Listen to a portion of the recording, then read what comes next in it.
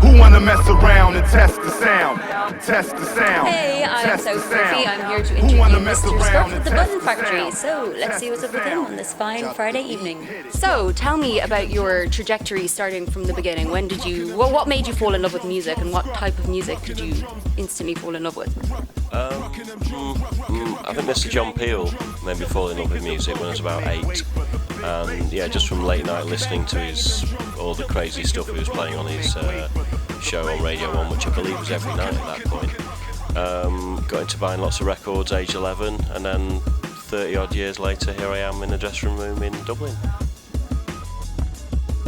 Yes, we're in a dressing room. It's not what it looks like, I swear. Do you have a particular favourite album to date? No, I do like all of them actually. I kind of like them. I like them more as they get older, because then I can listen to them back without thinking about individual elements. Because you spend so much time on one collection of tunes, like a year or so, and then you've got to step back a bit to kind of appreciate it as other people do. So yeah, and sometimes I hear old stuff that I maybe done 10 or 15 years ago and forget it's one of my tunes and go, this is really familiar and I don't know why. And then, oh yes, it's that. So I enjoy forgetting and then hearing stuff again for the first time. You can acquire like an objective standpoint then. Yeah, it's called memory loss, but it's the only way you can enjoy something. You could have that experience of a new experience twice. Is hearing something, forgetting it, and then hearing it again. Yeah. And that's one of the joys of old age. So, I'm gonna do a little test here on Mr Scruff, and he's gonna, if you can, this is the true test. I have some images with me. Now, if you don't mind holding this for 2 seconds. Okay. Image 1,000,004. Okay.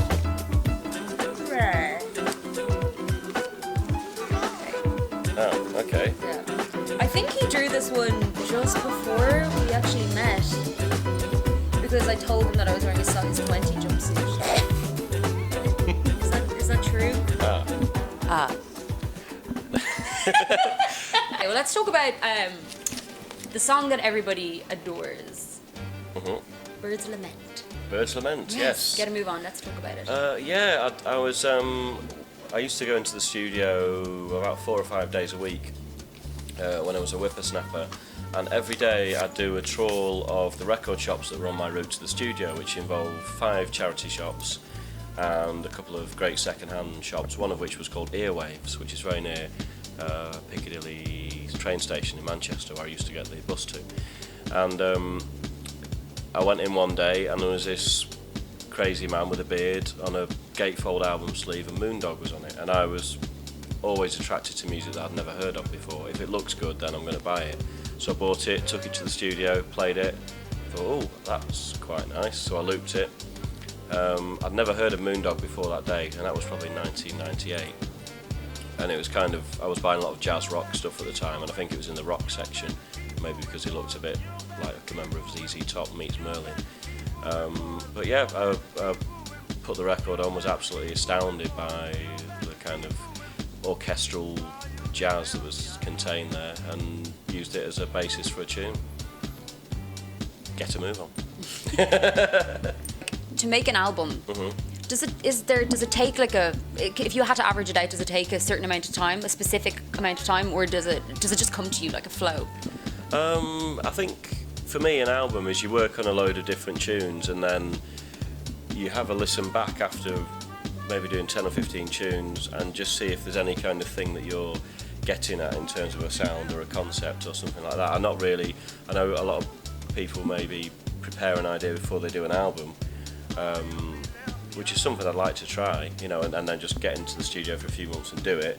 I think because I'm away every weekend DJing, it's more kind of bitty, and you do a tune here, a tune there, but then I do enjoy collecting them all together and then realise that something's taking shape that I wasn't aware of, which I find it's always nice to be able to step outside of what you're doing and observe it as an outsider. So I try and take as many opportunities as possible to do that kind of thing. A certain kind of sound design or a certain grit or a certain weight that I want to the music that kind of holds it in gives it a feel of a body of work rather than it's about this or I'm going to use this instrumentation, because obviously when you're using sampling or electronic music and kind of creating stuff from scratch, there's not really, you don't have the kind of cohesion that you get from a band. It's more your own production style and the way the sounds fit together, and maybe I just stop a tune and say it's finished when it's like I'm happy with the way that all these little noises are all talking to each other and getting on well. They're having a party, but there's a big bouncer in the corner kind of keeping them all in line.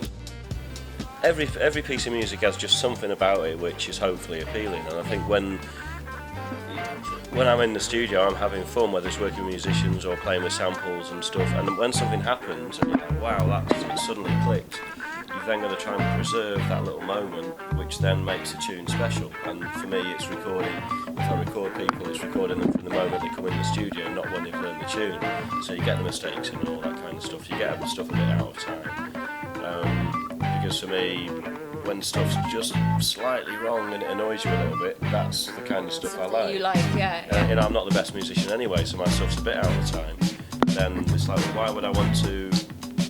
I like the fact that this beat's kind of nearly falling apart, but some of the other stuff's really tight, so then it emphasises the fact that this beat's really kind of baggy and it's just rolled in from the pub.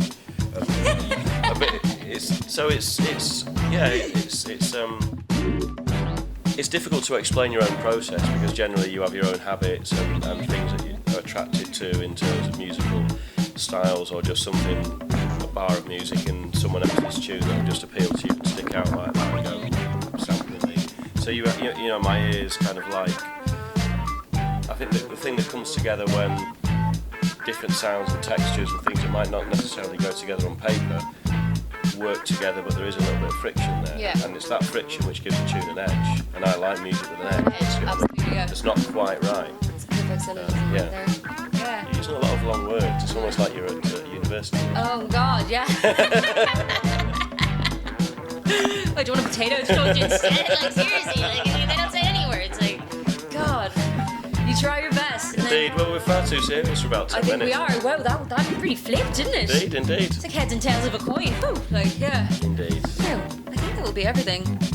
It was a pleasure to meet you. Thank you very much indeed. It's, an underarm shake. Underarm shake. You could tell I definitely didn't swim as a kid anyway. Yes. That's for sure.